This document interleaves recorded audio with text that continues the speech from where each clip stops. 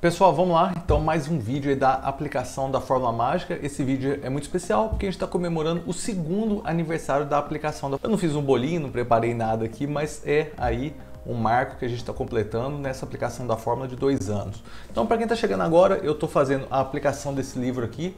Então, o livro é A Fórmula Mágica para Bater o Mercado de Ações. Esse livro diz que a gente deve montar uma carteira de ações olhando só dois indicadores fundamentalistas, o EV por EBIT e o ROIC. A empresa que tiver a melhor combinação dos indicadores é a empresa que a gente deve colocar na carteira e manter ela na carteira por um ano. Quando completar um ano, a gente faz a venda dessa empresa, ela tendo lucro ou tendo prejuízo, a gente vende essa empresa, junta mais algum dinheiro que a gente tiver aí, com o valor da venda que a gente conseguiu na empresa e compra a próxima. No caso aqui, eu decidi aportar R$1.000 todo mês, então para quem já está acompanhando a sequência de vídeos aí, todo mês eu estou colocando R$1.000 na ação que é indicada pela fórmula desse livro. Assim como nos outros meses, eu vou mostrar para vocês como que a empresa que está deixando nossa carteira desempenhou. No caso, quem está fazendo aniversário com a gente agora é a Braskem. Então, vou mostrar como que a Braskem se desempenhou ao longo desse ano. Vou mostrar como está a nossa carteira de uma forma geral e depois vou mostrar para vocês a seleção e vou fazer a compra da empresa aí, que vai ficar um ano com a gente. Eu estou gravando esse vídeo aqui num domingo, hoje é dia 16 de outubro de 2022, são 7h30.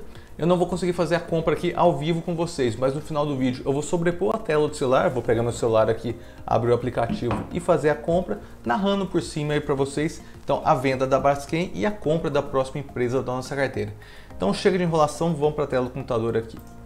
Então, esse aqui é um dado que todo mundo gosta de ver, quanto que eu gastei até agora e como é que está a nossa carteira. Então, até agora realmente saiu do meu bolso R$ 24.526,59.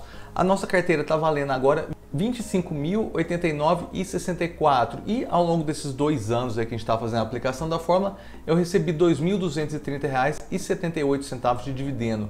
O que dá então, se a gente somar o nosso valor atual mais os dividendos que eu recebi, em relação a quanto eu gastei, né, dá uma variação aí, dá uma variação positiva, então uma rentabilidade de 11,4%. Só para a gente comparar do último mês para esse aqui, o Ibovespa subiu de 109.954 pontos para 112.072. Então, nesse último mês, o Ibovespa valorizou aí 1,92%. Vamos comparar o histórico para a gente ver como é que a gente está indo aqui. Então, nesse gráfico aqui em azul é o índice Bovespa, desde que a gente começou a fazer a aplicação da Fórmula Mágica, que foi no dia 15 de outubro de 2020, e em verde é a nossa carteira. Então, vocês reparem aqui que nossa carteira começou subindo muito mais forte que o Ibovespa, chegou a passar 70%, enquanto o Bovespa tinha subido 30%. Depois os dois começaram a cair, tanto a carteira como o índice Bovespa caíram, ficaram juntos aqui negativo, mais ou menos 3% negativo. Depois teve essa recuperação, a carteira depois caiu um pouco mais forte aqui, distanciou um pouquinho do Ibovespa, mas agora vocês reparem aí que ela subiu mais forte que o Ibovespa e voltou a encostar. Então, mais ou menos ao longo desses 2 anos, a gente está com uma rentabilidade equivalente, está com uma rentabilidade igual se a gente tivesse simplesmente investido no índice Bovespa. Agora vamos dar uma olhada como é que a Braskem desempenhou nesse ano com a gente aí. Vocês reparem que a linha do zero, que normalmente fica, vou colocar no meio do gráfico aqui, mas a Braskem foram todos os meses negativos, então o zero está aqui em cima, aquele pontilhado vermelho que eu sempre coloco para vocês. Então vocês podem ver aí que foi só queda, começou lá no primeiro mês com uma queda aí de 19%, teve uma pequena recuperação aqui para 7% negativo, né? Depois que chegou a cair 52%. E do mês passado para esse, vou até mostrar no próximo slide para vocês, ela teve uma recuperação até bem boa, mas não foi suficiente nem de longe para recuperar o nosso dinheiro investido. Então a cotação da ação em si caiu praticamente 40%. E a gente recebeu ao longo desse ano aqui R$ 434,05 de dividendos. Então, somando o valor que eu vou conseguir mais ou menos com a venda da Braskem, vou fazer essa venda aqui amanhã, com os dividendos aqui, ela vai para uma rentabilidade geral ao longo desse período aí com a gente de menos 24%. Então, a gente perdeu 24% do valor investido aí em Braskem. Só para comentar com vocês com relação a essa subida que vocês perceberam aqui no final do gráfico, uma empresa que é chamada Apollo parece que está interessada em comprar a Braskem. Então, se vocês olharem, esse aqui é o gráfico de último mês da Braskem, tirei do Google, tá? Então, ela estava vindo com uma queda aí e de repente deu um salto muito forte. E aqui o gráfico de 5 dias, só para vocês verem um pouco mais no detalhe, como é que foi esse salto aí da Braskem. Então, ela subiu mais ou menos 35% em 2 pregões justamente aí com esse interesse de uma empresa em comprar a Braskem. Então acabou que ajudou bastante a gente nesse final aqui, mas não deixou de ser uma empresa que ao longo do nosso ano aí teve uma rentabilidade ruim. Talvez se fosse uma carteira pessoal, valesse a pena esperar como é que vai ser esse desenrolar da compra e venda aí da Braskem, mas como nossa empresa aqui, a gente está seguindo o livro e o livro fala para a gente vender com 1 ano, eu vou seguir exatamente o que está no livro aqui, a empresa está fazendo aniversário com a gente e eu vou vender ela agora. Só para atualizar então o ranking para vocês, a recordista continua sendo a Cristal Pigmentos, né? Ela em 1 ano nos trouxe 140% de rentabilidade, e a recordista negativa até agora foi a PLPL, que nos trouxe 46% negativo, perdemos 46% com ela. A Braskem assumiu o 4º lugar aqui de pior empresa com uma queda de 24%. Passando agora para a gente dar uma olhada ação a ação da nossa carteira, para a gente ver como é que a gente está indo. Essa aqui na direita era a carteira como ela estava no mês passado e agora como está nesse mês. Então a Marfrig até o mês passado estava caindo 45% e agora está caindo 53%. Então apesar da alta que a gente viu no Ibovespa ali, a Marfrig teve uma rentabilidade negativa de 8%. A Metalúrgica Gerdau foi a empresa que se despediu da gente no mês passado. No mês passado ela foi a aniversariante e saiu da nossa carteira.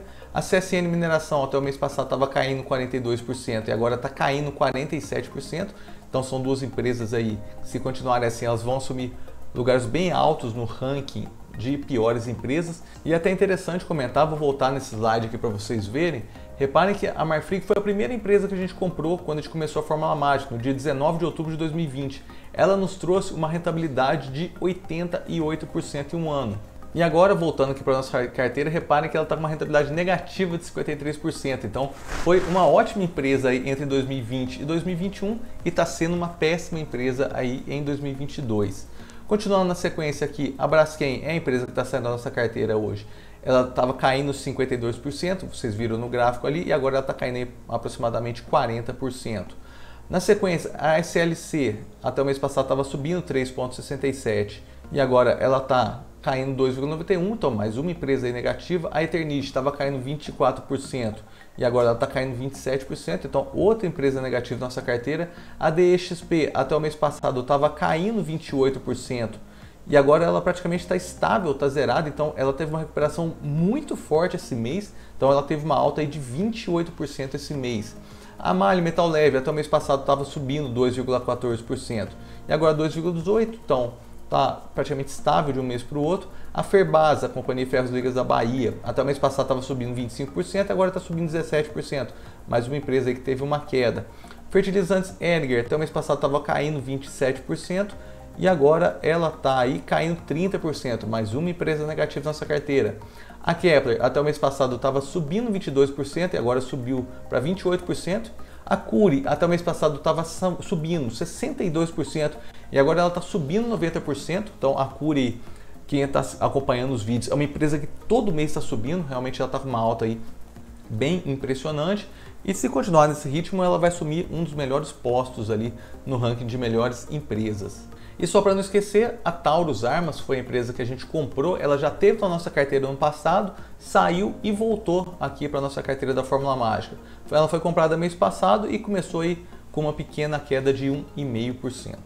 Passando agora para a seleção do nosso mês, como eu sempre digo para vocês, eu já deixei a planilha pronta aqui, eu baixo isso aqui do site Status Invest, vou lá em busca avançada, filtro por empresas com pelo menos R$500 mil por dia de liquidez, valor patrimonial por ação positivo, EV por EBIT positivo e ROIC positivo, para a gente eliminar aquelas empresas problemáticas, para não dar muito trabalho para a gente analisar aqui.